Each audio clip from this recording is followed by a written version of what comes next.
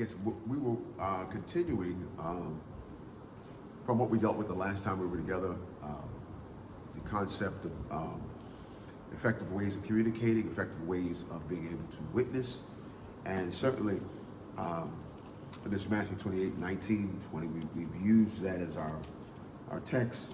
Um, the idea of go ye therefore teach all nations, baptizing them in the name of the Father and the Son and of the Son and of the Holy Ghost, teaching them to observe all things whatsoever I have commanded you. Lo, I'm with you always, even unto the end of the world.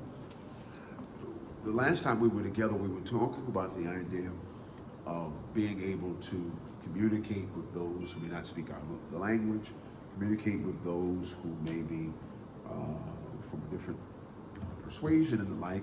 And so it's essential for us to be able to do that. We had a mini skit to be able to get them, and the crux of what we were trying to get them to, if we don't remember, was the idea of getting them to be to relax, to be able to accept what we were trying to share with them, to make them to be able to feel that we are, maybe not for you all, but for some of us, non-threatening.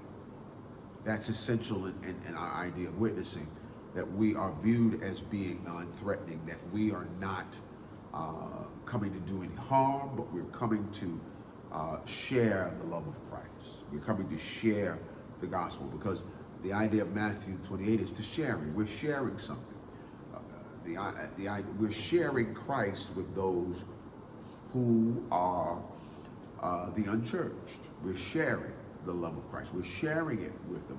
We are getting them to understand that by enabling them to relax, that they then become what we would classify as simply receptive. They're receptive to the gospel, because the gospel is something that every man, woman, boy, and girl needs. We know that. And because they need it, we have to find the modus operandi, or the MO, for to be able to make the gospel receptive to all. One of the things that's a challenge of the gospel is the idea of making sure that when we're sharing it, we're meeting a need. Yes, the gospel meets the spiritual need. It meets the need of an individual's spiritual reservoir. If it's low and it needs to be filled up, the gospel does that. But we also have to be able to meet a need for their physical well-being. So in essence, if we're going to witness to somebody and we know that they are hungry, we can't share the gospel until we've fed them.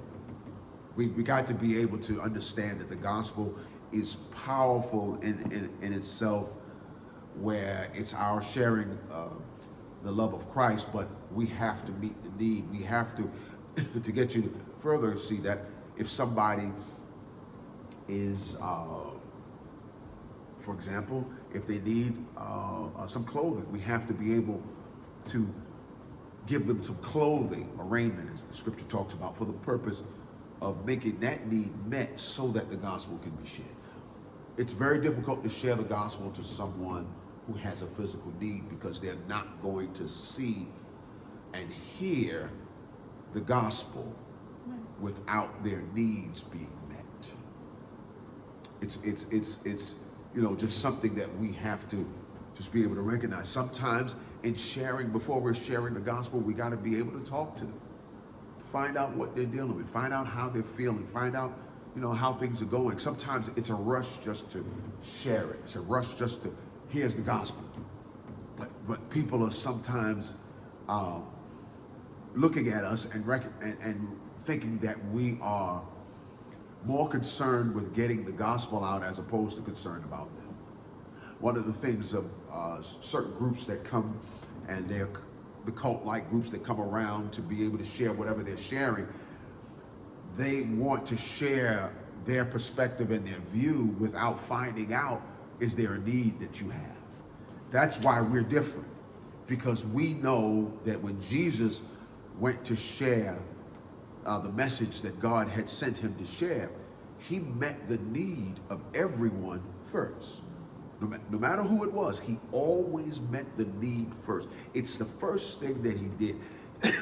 He did not go about and help somebody's physical or spiritual life until he met the physical need. That's where we are different than others. You know, we are going to look at and see the need. You know, sometimes, you know, the idea of giving someone a bag of groceries is something that, you know, that, and here, let me say this to you. Sometimes in meeting the physical need, it is one of the best ways to share the gospel, because they can see God more in what you've done for them physically than they can for anything you're able to say to them. You can share the gospel more meeting need than you can by what you say. Because if they're still hungry and you talk to them for 5 minutes, they done forgot everything you said, and they still got to go somewhere to get that physical need met. But if we meet that need, then they're gonna hear us. And you know what? When we meet that need, it's the least that we can do, but also it allows us to have to say less. They've already seen the gospel, because here you are feeding somebody you didn't know. And that's what Jesus tells us. Jesus tells us, you know, when I was naked, you clothed me. When I was hungry, you gave me meat. You know, and as much as you've done it to the least of these, you've done it to me. That's a part of us getting the gospel message out, so that people can know, hey, I'm concerned about you. You know, you know, often people are very critical of Christians, and I guess it's because one of the most scrutinized religions in the world is Christianity, and certainly the depictions of Christ have varied. So quite often Christians are often judged on a different scale than our Muslim brothers or our Jewish brothers and sisters, or our Muslim brothers and sisters. So we have to be intentionally different. We have to take the pain to make sure that we are exceptionally different. Today I saw somebody who was in need, and they couldn't speak the language, and I was going to try to help them. And I saw them, they had a little girl with them, and they revolted. So I called somebody else that I saw there, and I said, can you speak to her and tell her I'm not here to hurt her. I'm just here to try to see if she needs help. And quite naturally, in the conversation with the other young lady I called over that could speak the language, found out that she was one of those, she was that have come as a migrant. And she was just sitting, as I passed by, she was sitting on, not the sidewalk, but there was a little ledge on a store, and she was just sitting there, and she was just weeping. So my heart went out to her, like, oh gosh, what has happened here? And I automatically thought the worst, until finding out that she was in our city and didn't know anybody, had this little girl with her, and was trying to find a way to get something. And so I made sure that the young lady had something to give to her to be able to help her out. But one of the things that touched my heart was, I was thinking, what would I do if I came to a city as large as this, with so many people, and couldn't speak the language, had no family, had no means of support, and the only thing I got is a little one that was looking up to her and depending upon her, and she didn't know what to do and didn't know where to go. That has to be so frightening.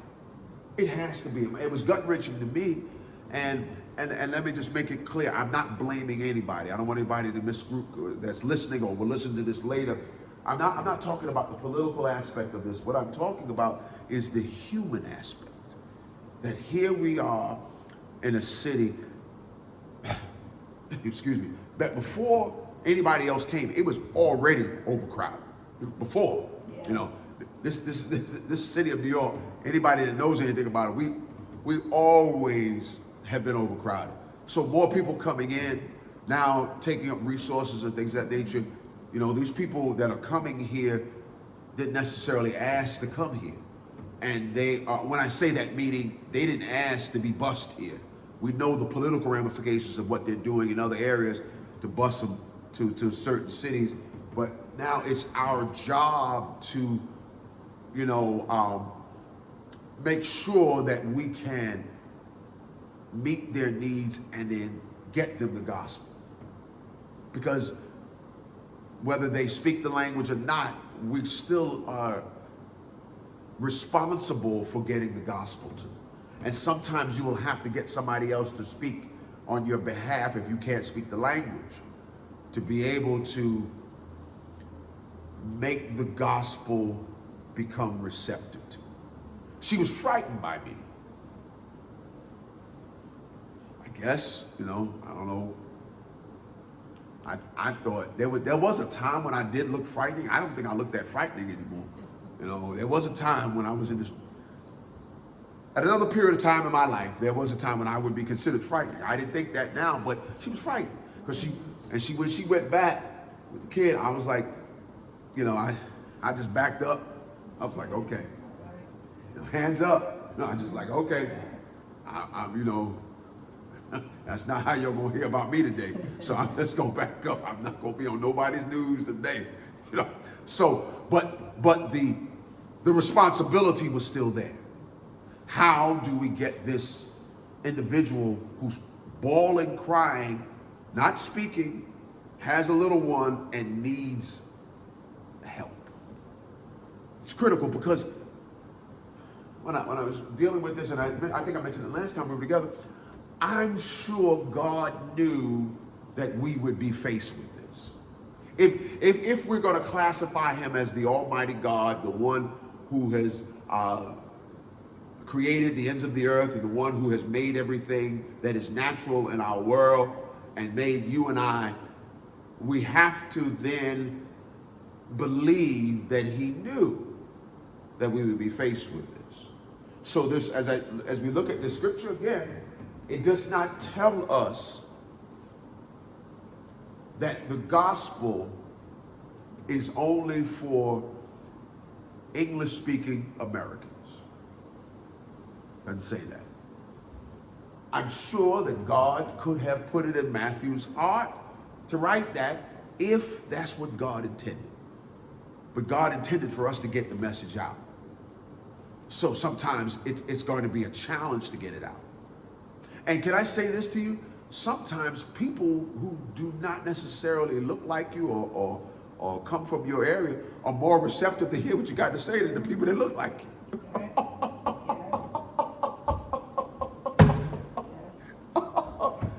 Sometimes I just throw it out there. I'm not saying all the time, but sometimes, because one thing about in America, a lot of times people think they've heard everything.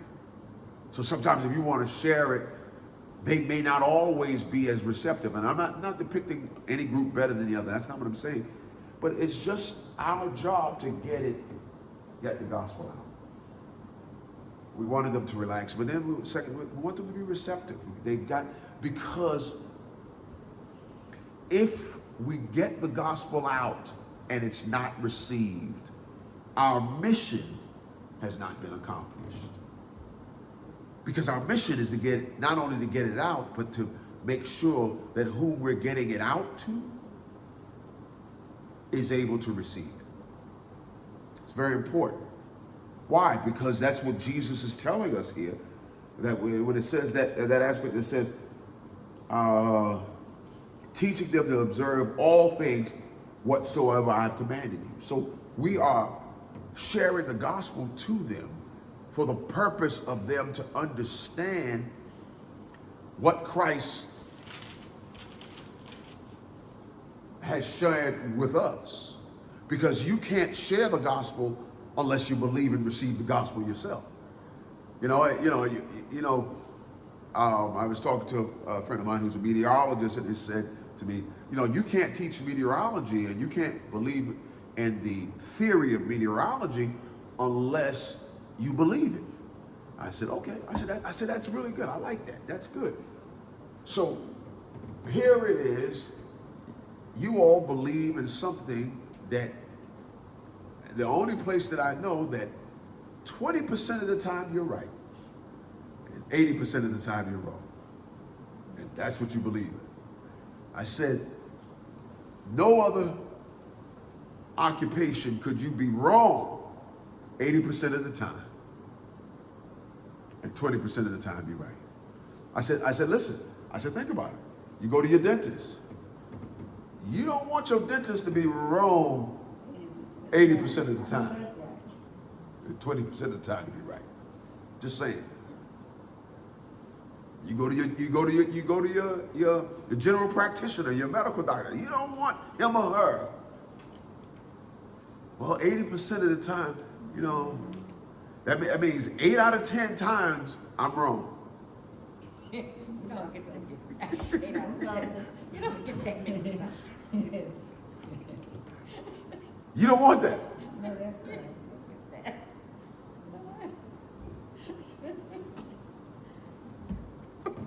When you think of it like that, so and I'm not beating the meteorologist. Let me leave that alone. So the idea is we just are looking to try to make sure that they are receiving the gospel, because it's important for them to receive it. And the last piece of it, and I'm going to leave this, is we can't look at somebody and think that they don't need to receive it, because just the person you think that doesn't need it is the person that needs it. And because sometimes we, you know, not necessarily us, but others have a tendency that the way someone looks determines how they're treated. You know, if, you know, someone is, and I'm not talking about race or anything, but I'm just talking about somebody is clean cut, they're in a suit, they, you know, look a certain way and carry themselves in a certain way. People tend to look at that and say, wow, they are whatever they want to classify them as. But then they'll look at someone who's living on the street. Clothes may be tattered, their hair may not be done, or they may not have all of the ability to manicure themselves and do all of the things that are quote unquote westernized, that we do in Western culture. Two extremes, yes, correct. But who is it to say that the person that's in the street needs the gospel more than the person that works on the 69th floor on Park Avenue? They both need the gospel. And I would dare say, based upon my theological understanding, the person that works on the 69th floor on Park Avenue needs it more, because that person is so far away from reality and the understanding of the need of God. The person that is on the street, they know they're in need of God and God's help. That person in Park Avenue, they step out, they look out their window, and their office building there, they think, like I heard somebody the other day, I was talking, and they were saying that they have never ever seen it so bad in New York City. And I'm saying, so, I mean, it's so bad in New York City. What are you talking about? They said, oh my gosh, it's just unbelievable what's going on in the subway. I said, have you ever rode the subway before? Have you ever been out in the street before? Oh, and I can't believe that they lived in a certain area, I don't want to mention it, where the price of rent in the area that they lived for a 1 or 2 bedroom was a condominium was $1.5 million. So I said to them, I said, okay, it's all right. I said, so now that they're saying, oh gosh, I'm looking around when I come out, I said, so you just started looking around like that? Yeah. I mean, you're saying to me that you think the city now is worse than it was 5 years ago? I said, some of us in certain areas, every time we come out, we looking around. That's right. That's just a normal way we operate. We just always looking around, and we're always, you know, checking our surroundings and making sure. And I said, you know, the places that I move around, 1.5 million for a condo, for one 2-bedroom condo. That's not in the circles I move around in. So what I'm saying to you is the idea of that person needing it more than someone else, we can't make that judgment, because the person that we would tend to think is the person that's out here on the street, but the person that's on Park Avenue, and I'm not beating up people on Park Avenue, but wherever they are and in any kind of affluency, they have a tendency to not see a necessity for God. That person that's living in that cardboard box, they want to hear about God. You know, they want a hot meal first.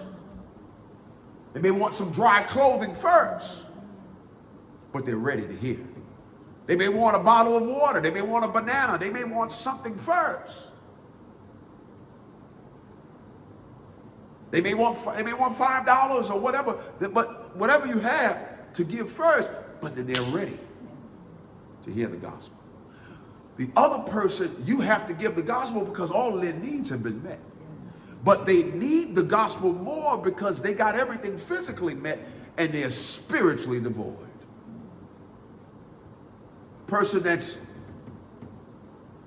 down and out now, there may have been a way for them when they prayed last night, Lord, take care of me, and then the Lord sends us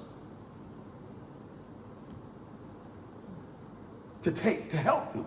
We become the answer to their prayer. We become the ability for them to see God. They see God, not that we are God, but we are God representatives. So I do believe that it's necessary for us to make sure that the gospel that we deliver can be received by those who need it.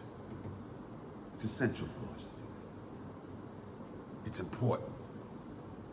And never ever to mistake talking to the very wealthy or those who are indigent.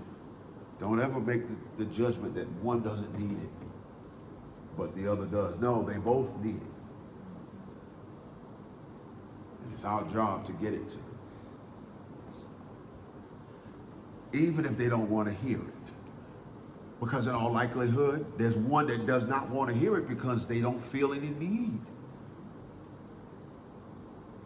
But deep down on the inside of them, in that part that we can't see, there is a glaring need. There's something on the inside screaming for the gospel, but they try to do everything they can to masquerade it. They can use those very expensive psychotropic drugs to be able to try to eliminate the need for a void. Or they go to the bar, or they have it brought to their place of business, and they try to drown themselves with alcohol and other drinks to be able to fill the void, or many other ways. They gamble in the way, all kinds of things that they do. But they have a need for the gospel. And we've got to see that they have a need. Because sometimes you got to see somebody having a need even if they don't see it. You got to see, because God calls us to be able to see what their need is, whether or not they are willing to admit it or not. So not only do we want them to be able to relax, as we talked about last week, but also to have the ability to receive the gospel. It's available. It's available for that person, but also that person over there. And God calls us, here's the final thing, God calls us to both.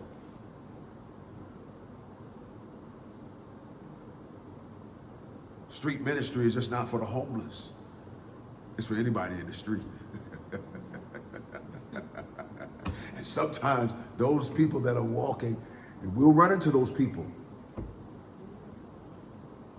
that not just homeless people, but I'm talking about the other example. And they need the gospel too.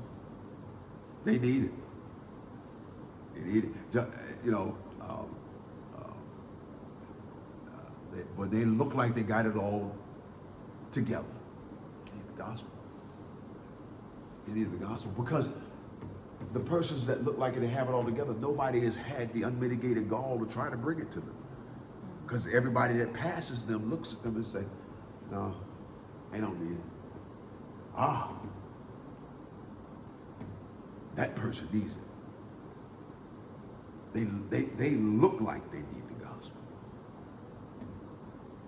But this Bible here tells us that everybody needs it. All have sinned and come short of the glory of God. Everybody. So that means all need it. And see, I know I said I was going to be my last thing, but I'm going to say one more thing. And I'm getting ready to take my seat.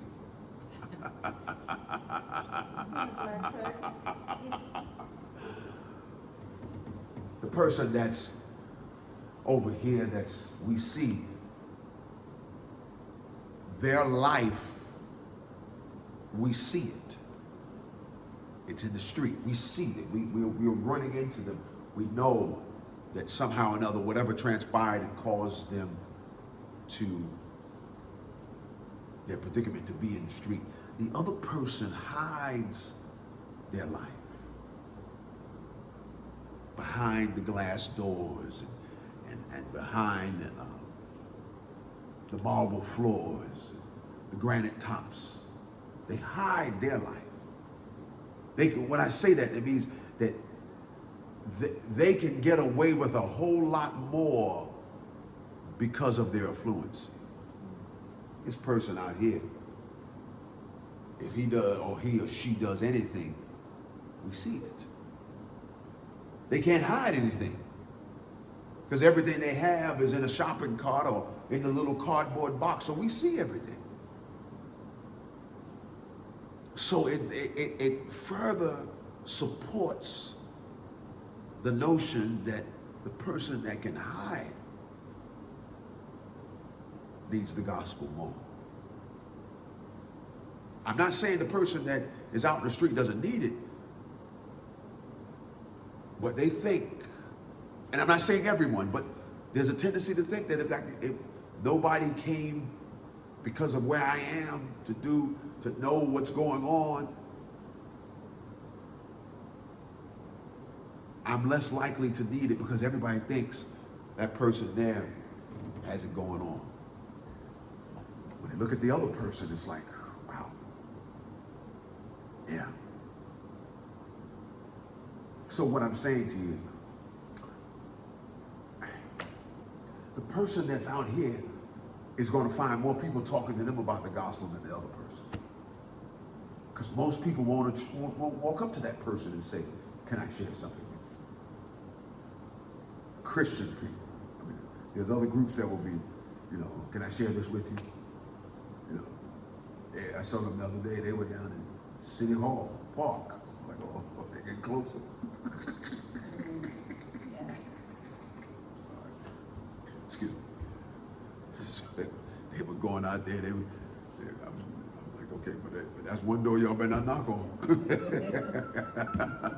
You knock on that door. You're not going home tonight. I'm sorry. Anyway, the idea of the two people, and it's the depiction of the haves and the have-nots, the wealthy and the indigent. They both need it, and I don't want to presuppose that anyone thinks that because of how someone looks, they don't need it, because they do. All right, that's where we'll stop tonight. And so we'll get ready for our segment for prayer. and be able to move on from there. All right? All right. So